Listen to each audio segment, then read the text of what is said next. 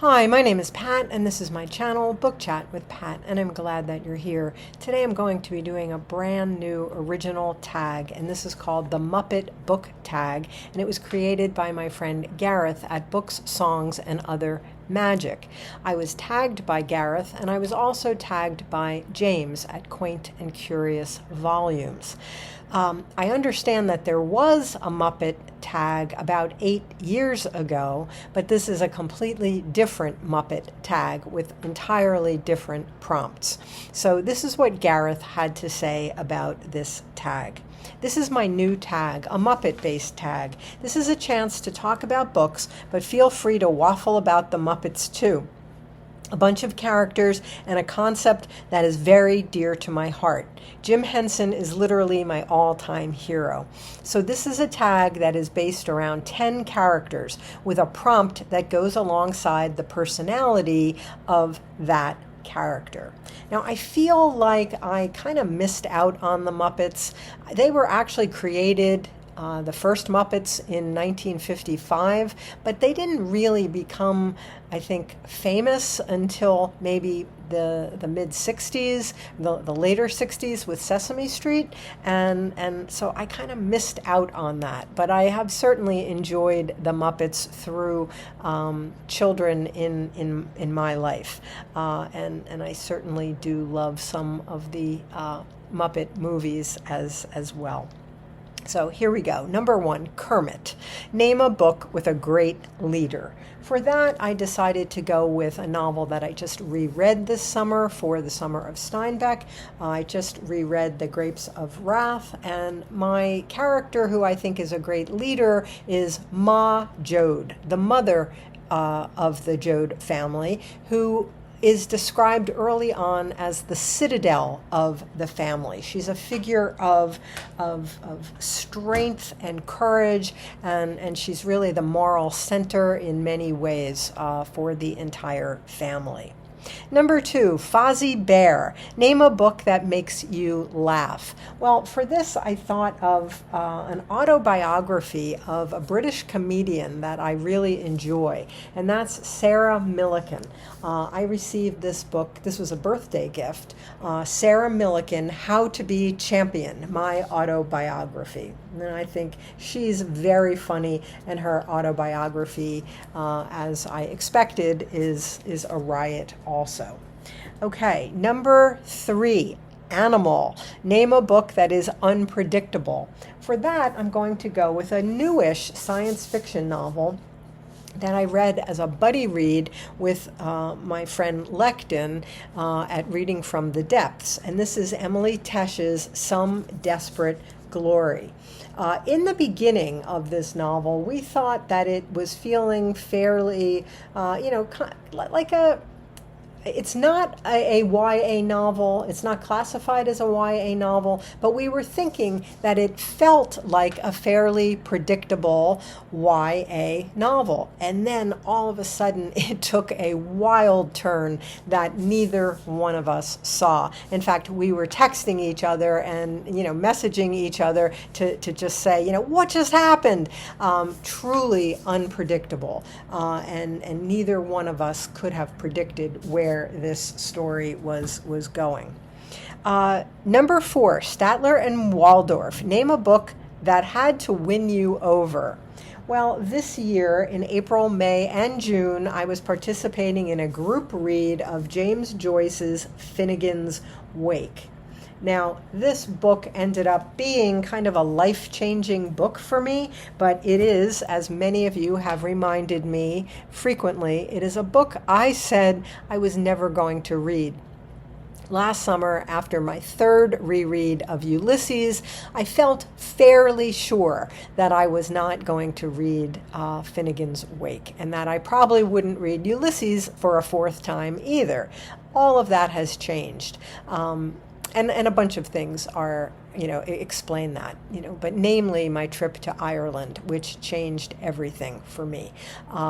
And also my dear friend Alan at Big Hard Books and Classics, who kept saying to me, you have to read Finnegan's Wake. You're going to love Finnegan's Wake. You need to read Finnegan's Wake. And he didn't give up, and he was right. He was absolutely right, and the book became it was an immersive read for me. It's still very much in my mind. It's a book I know I'm going to come back to again and again. If not in its entirety, I will certainly dip into it. And you can kind of do that because you can start this novel anywhere. It doesn't have a beginning. It doesn't have an ending.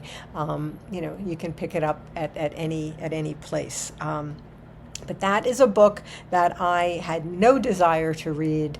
It absolutely won me over, and it's become a part of me. Okay. Number 5, Ernie. Name a character that is innocent or naive or both. For that, I'm going to go with a character in Khalid Hosseini's The Kite Runner, and I'm thinking of the character Hassan. Hassan is, he's not the main character in the novel, but he is, certainly one of the most important characters.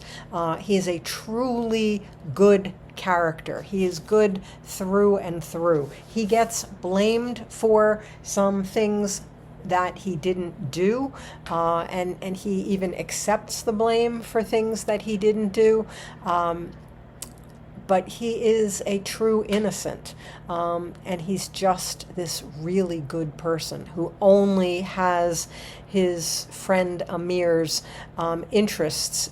best interests in mind all the time. And, he bears the brunt of a lot of abuse and anger and mistreatment at the hands of others, but he is a truly good character. I don't think he's as naive as he appears to be. He's just pure. He is pure of heart. He understands that other people are not. He sees other people for what they are, but it doesn't change him. So he is my character. He is my example of an innocent.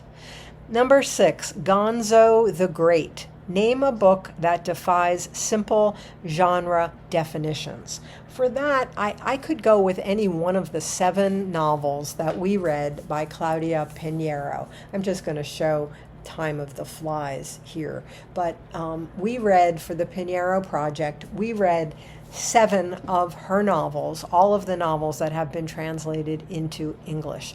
And I would say that these are novels that defy genre definitions. She is classified as a crime writer, and she is that. All of her books, almost all of her books, feature a crime, or at least we think a crime has been committed. Sometimes we're pursuing a culprit in a crime, but there hasn't actually been a crime. But she is not only a crime writer. She is definitely a social critic. She's a feminist writer. She is writing very serious literary fiction as well.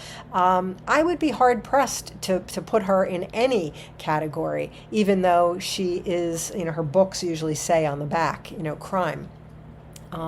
Some of them don't even really have crime in them. But she's just a lot of things, and she says herself, that she doesn't think she can be classified or defined in the way that the publishing industry seems to classify her. Okay, number 7, Dr. Bunsen Honeydew. Name a book with a great concept. For that, I'm going to go with another recent science fiction read. This was also a buddy read with Lectin at Reading from the Depths, and this is Adrian Tchaikovsky's Children of Time. And in this novel, there are sort of 2 storylines that are going on at the same time. There's the human storyline, with a bunch of humans in space for a very, very long period of time. But then, like every other part of the novel, is devoted to a spider society.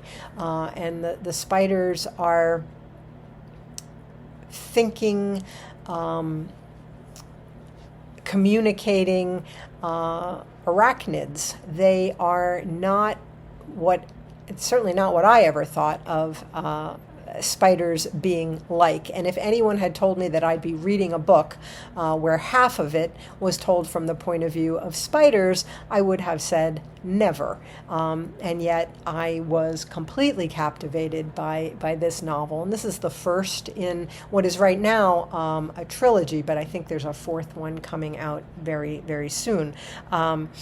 I understand part 2 deals with an octopus society, but this one is spiders. And I just thought it was a really, really ingenious concept, and one that I never would have predicted myself being drawn into, and I absolutely was. Okay, number 8, Dr. Teeth. Name a character that lights up the scene and makes you smile. For this, I'm going to talk about a character that I have mentioned before, and that's Marcellus in Remarkably Bright Creatures by Shelby Van Pelt. I've read this book twice. I read this on my own, and I read it for my real-life in-person book group. And again, this is a book that I thought was going to be silly because one of the narrators is an octopus, and I thought that just sounded like it was going to be, either cozy or just, I just didn't know how that was going to fit in with this real life drama that was going on in the human part of the story. And then it just works, and I can't really explain it, but and everyone who's read it says the same thing, how much they end up loving the character of Marcellus, and he, his narrative sections end up being, for a lot of people, their favorite sections. He's a delightful narrator, and some of his parts also made me cry. I will say that, but mostly he made me smile, and he made me laugh. Okay, number 9, Ralph the dog. Name a character that's laid back and copes with the chaos around them. I don't know about laid back so much, but the character that I thought of about coping with chaos is the character of Lee in East of Eden by John Steinbeck, another novel that I reread this summer for the Summer of Steinbeck. Lee, in this novel, is a Chinese-American servant to the Trask family. He's a loyal servant, a good friend to all of the members of the family, but he's really the moral center of the novel, and you don't expect that when you're going into this novel. And this is a novel with many it's a huge cast of characters, but somehow some of the most important philosophical positions of the novel are put in the mouth of Lee. He understands human nature on a very, very deep level, and he really does function. I mean, he's the moral center of the novel. He smooths over and really fixes a lot of the chaos that is going on in the Trask family. So he was very much on my mind when I saw this prompt. Okay, and number 10, The Muppets. Name a book with a great found family. And for this, I'm going to talk about a novel that I read last month with my book group, and this is a book that I've reviewed recently on the channel. And this is Frederick Backman's newest novel, My Friends. And in this novel, this group of friends of 4 teenagers, they are a found family. They become a family for one another in their teens, and that idea of family continues well into their adulthood. And in the present tense of the novel, where we're looking back at their teens, those who are still around from that group, they regard one another as family, found family, because they all come from pretty disturbed or dysfunctional families, and so they reach out to their friend group, and they really become a support system, and they become found family. Okay, and number 11, tag others. So Gareth says, I think this is a great way to celebrate reading, and obviously to give a nod to these wonderful characters and the tsunami of positivity that Jim Henson gave to the world. Gareth did tag a lot of people. I am going to also say that if you're watching this and you would like to get in on the fun here, please consider yourself tagged. And then, as I always do, I am going to tag some people in the notes below. And it really doesn't matter whether the Muppets were a part of your childhood or not. You can still do this, and talk about books that these different characters bring to mind. So I'm going to tag a bunch of people in the notes below. So again, thank you, James, and thank you, Gareth, for tagging me. As always, I thank you for watching. I hope that you're doing well. I'll speak with you again soon. Take care.